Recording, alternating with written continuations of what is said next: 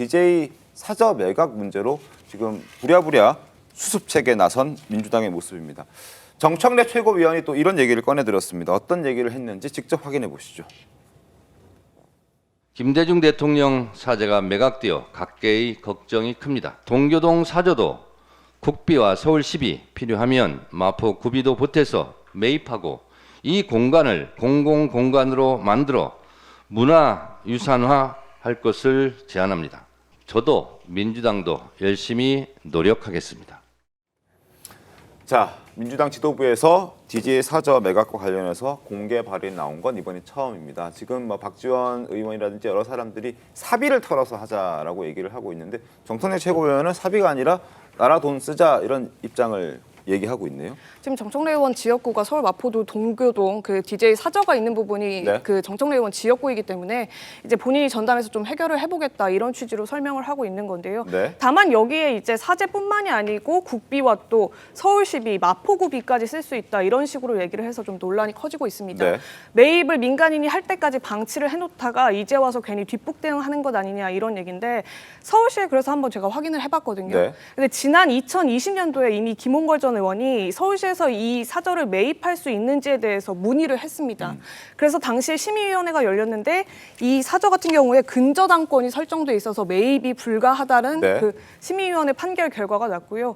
거기에다가 또 원래 그 문화유산으로 지정을 하려면 그 건립 기간이 50년을 넘어야 된다고 합니다. 아, 그렇군요. 근데 이 사저 같은 경우에는 개보수가 2002년도에 이루어졌기 때문에 사실상 20년 정도밖에 안 된 건물이어서 당시 기준에는 예, 기준 자체가 충족이 안 되는 경우가 있었거든요. 그런 두 가지 이유 때문에 서울시 심의위원회에서 이 부분을 반려했고 2022년도, 그러니까 김홍걸 의원이 20년도에 한번 문의를 했고 2년 뒤에 그 김대중 전 대통령 이남인 김홍업 씨가 또 한 번 다시 서울시에 문의를 했습니다. 이때에도 문화유산 등록을 좀 해줄 수 있겠느냐, 서울시가 세비로 매입을 해줄 수 있겠느냐 이렇게 요청했는데 2년 전 심의위원회에서 이미 불발이 됐던 부분에 대해서 서울시가 다시 한번 설명해 줬다고 해서 이 김 전 대통령 가족 측은 이미 매입이 어렵다라는 점을 알고 있었습니다.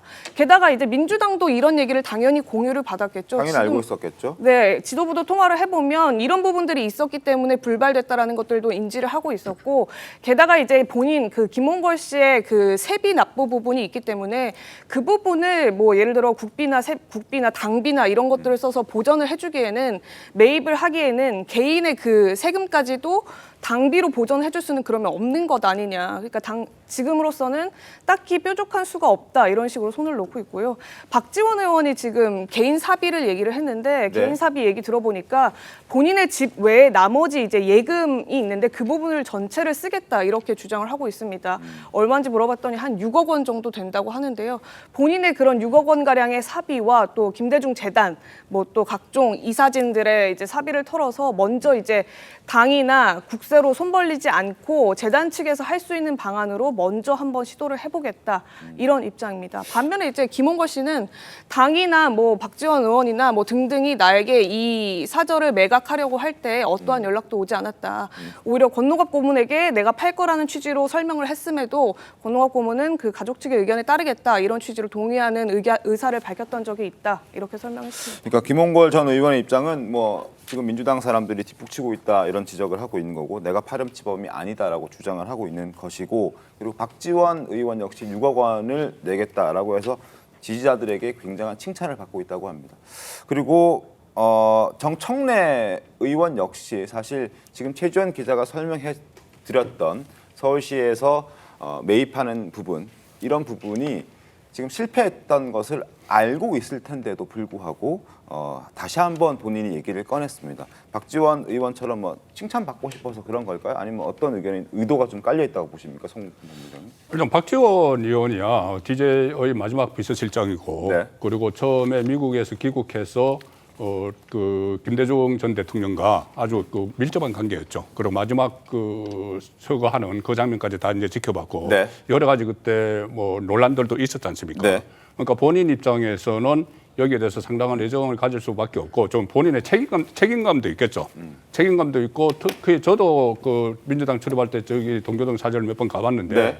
그 안에서 우리 현대사와 관련된 여러 가지 일들이 많이 일어났어요.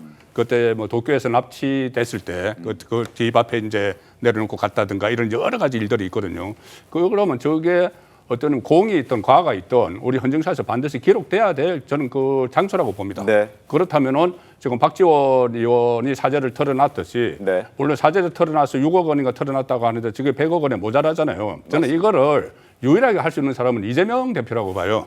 왜 그러냐면은 예. 지금 이야기했듯이 모금을 하든 아니면은 그 나라 돈을 끌어오든 네. 특별법 잘 만들잖아요. 특별법 만들어서 끌어올 수도 있고 100억 원. 그리고 또 하나는 동원력 있지 않습니까? 그 배우자 김혜경 씨의 책 같은 것을 내놓거나 아니면 그러니까 이 말씀을 드리는 거예요. 네. 그 직접 연관된 건 아니고 네. 책이나 아니면 후원금을 모금할 때 열성 지지자들이 수십억 그냥 모이잖아요. 네. 그럼 이재명 대표가 아주 강력한 메시지를 내놓으면은 책임감을 갖고 방법을 찾아보자고 이야기를 했다고 하는데 간접적으로 네. 김민석 네. 의원에게 네. 본인이 책임감을 갖고 방법을 찾으면 분명히 방법이 있어요. 한 번에 해결을 할 수 있는. 근데 그걸 못하는 이유가 몇 개 있습니다. 뭐냐면은 첫 번째는 지난번에 총선 공천할 때 서른 의원이나 김한정 의원 같은 네. 동교 등계가 다 그 공천 탈락을 시켰죠. 맞습니다. 그리고 최근에 이 전당대회를 하는데 호남에서 투표율과 득표율이 상당히 낮게 나왔어요. 다른 지역에 비해서. 네. 그런 데 대해서 부담이 있는 데다가 또 하나는 만약에 이게 이슈를 만들어서 이슈화시키면은 이게 민주당의 적통성 논란이 일어날 수가 있어요. 민주당 적통은 사실 DJ 노무현 이쪽으로 이어오는 거예요. 네. 그런데 이재명 대표 같은 경우는 그전에는 일종의 바지 사장이라는 이야기, 죄송합니다. 월급 사장. 네. 월급 사장 이야기까지 들었죠. 그런데 지금은 본인이 이제 오너가 돼가고 있는 상황이에요. 이 상황에서 김대중 전 대통령 문제가 야당의 핵심 이슈로 떠오르면은 상당히 불리하기 때문에 저는 그렇게 적극적으로 나서지 않고 있다고 봅니다. 저는 오히려 그래서 이 기회에 그 이재명 대표가 DJ계를 품을 수 있는 좋은 반대로? 그런, 사건이다라고 봅니다. 그래서 여러 가지 부채 의식도 있고 네. 또 본인의 그런 오리진에 대한 그런 여러 가지 이견이 있다면 이번에 한번 제대로 김대중 대통령에 대한 그런 부분들을 잘 모셔서 제대로 슬기롭게 풀어낼 수 있다 그러면은 또 민주당이 다시 혼연일체가 될 수 있는 좋은 계기가 되고 정말 국가의 지도자로서 다시 한번 국민들한테 신임을 받을 수 있는 계기가 될 수 있기 때문에 이런 부분에 있어서 민주당이 적극적으로 여러 가지 법률적인 어려움이 있긴 하겠지만 이게 비용적인 문제만으로 해결되는 건 아니거든요. 네. 결국에는 유지 비용과 함께 이게 얼마나 보전이 가능할 것이냐의 국가적인 차원에서의 논의를 할 수 있도록 좀 이번에 계기를 제대로 만들었으면 좋겠다라는 생각 듭니다. 저는 그런 생각이 들어요. 두 분 말씀 들어보니까 이 김대중 전 대통령의 동교동은 말이죠. 네. 과거에 YS 상도동계, 동교동계 아주 네. 상징적인 거예요. 맞습니다. 이건 민주당만 얘기할 게 아니에요. 이재명 대표가 책임질 일도 아니고 민주당 뭐 DJ계와 뭐 정통선 이렇게 이건 좁게 보는 거라고 좀 보는 거고 그 의견이 틀렸다는 게 아니라 국민의힘도 같이 나서야 돼요. 국민의힘도. 네.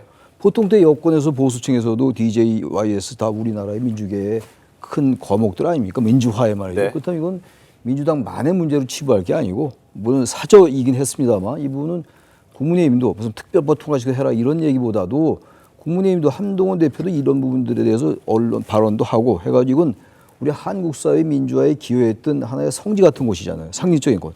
그 야당이 물론 더 아무래도 관심을 많이 갖겠죠. 민주당의 이재명 대표도 현직 대표이니까 곧 대표가 될 뿐이니까 저는 이 부분은 국민의힘도 그렇고 민주당도 그렇고 좀 이렇게 범정치권이 나서서 그런 모습을 보이는 게 어떨까. 근데 문제는 이제 이거 산 사람이 네.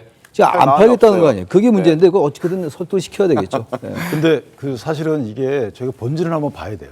그러니까 근현대사의 역사적 의미가 큰 그 건물 맞죠. 근데 저게 이제 김홍걸 전 의원 같은 경우에는 제 기억에 이전에 그 문재인 정부 시절에 아마 3주택자였을 거예요. 그래서 그 중에 하나를 아들한테 팔았던, 그래서 비판받았던 기억이 나거든요. 그게 20억 상당이었어요. 근데 세금 영주이 20억 정도 된다는 거거든요. 네. 그러면 재산이 없으신 것도 아닌데 왜 이거를 팔았을까 이런 생각이 들고 그 자세한 얘기 제가 안 드리겠습니다만은 어쨌든 단독 상속인이거든요. 네. 지금 형제지간이 있지만 여러 가지 민법적인 문제 때문에 단독 상속인이라서 재산을 다 갖고 계실 텐데 저 부분을 저렇게 공적인 공론회장으로 나오도록 왜 방치했을까라는 뭐 아쉬운 점이 하나 있는 거고 또 하나는 정청래 의원의 그 정치적인 어떤 그 전략이 그대로 다 발현되는 거죠. 저렇게 뭐 서울시에서 매입해라, 뭐 말씀 주신 대로 국민의힘에 관여해라 이렇게 되면 저걸 만약에 서울시에서 매입하지 않게 되면 그 비판적 여론이 사실은 김홍걸 전 의원이 부담해야 되는 부분이 있어요. 그 여론에 대한. 근데 그걸 정치권이 또 비판적 여론을 또 정치 공방의 대상으로 삼는 것 자체가 저는 조금 납득이 안 간다 이런 말씀드립니다.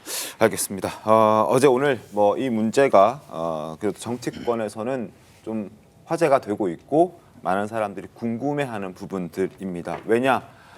진작에 해결할 수도 있지 않았을까? 그런데 왜 지금 이렇게까지 사태가 불거지고 다른 사람한테 팔린 상태까지 내버려 뒀을까? 그리고 내버려 둔 상황에서 왜 뒤늦게 사람들이 여기에 입을 대고 돈을 내겠다라고 얘기를 하면서 자기 이름이 거론되게끔 정치적인 플레이를 하고 있는 거 아니냐라는 지적도 나오고 있고요.